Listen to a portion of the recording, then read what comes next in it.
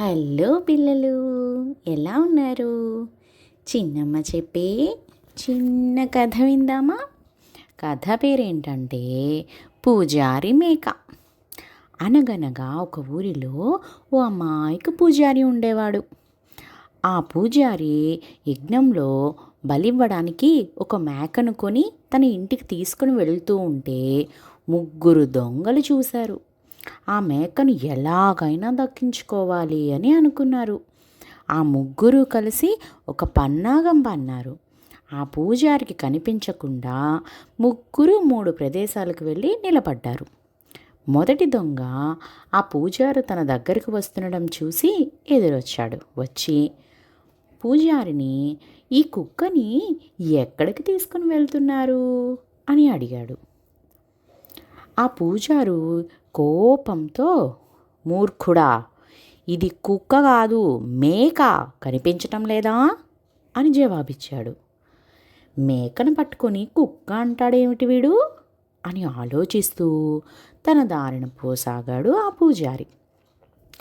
ఆ పూజారి కొంత దూరం వెళ్ళాక రెండో దొంగ ఎదురొచ్చి చాలా వినయంగా నమస్కరించి, ఓ పూజారి, ఎందుకు కుక్కను మోస్తున్నారు అని అడిగాడు. ఆ పూజారి చాలా ఆశ్చర్యపోయాడు. ఆ మేకను భుజాల మీద నుంచి దించి చూసుకున్నాడు. ఇది కుక్క కాదు, మేకనే. వీళ్ళిద్దరూ కుక్క అంటున్నారేంటబ్బా అని ఆలోచనలో పడ్డాడు. దీర్ఘంగా ఆలోచిస్తూ మేకను వెళ్ళి భుజాల మీదకు ఎక్కించుకొని తన దారిని నడవడం మొదలుపెట్టాడు. కొంచెం దూరం వెళ్ళాక మూడో దొంగ ఎదురయ్యాడు. వాడు ఆ పూజారితో, అపచారం అపచారం, ఈ కుక్కను, ఈ నీచమైన కుక్కను మీరు మోయడం ఏమిటి? మీరు అశుద్ధమైపోరు అని అన్నాడు ఆ దొంగ.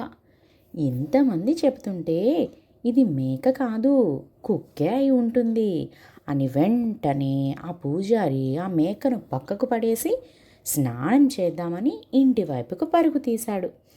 ఆ ముగ్గురు దొంగలు నవ్వుతూ ఆ మేకను సొంతం చేసుకున్నారు. దీనిలో నీతి ఏమిటి పిల్లలు?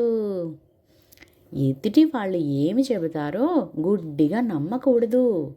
మీ సొంత జ్ఞానము, మీ బుద్ధిని నమ్మండి. ఓకేనా? ఇంకో మంచి కథతో మళ్ళీ కలుసుకుందాం. బాయ్.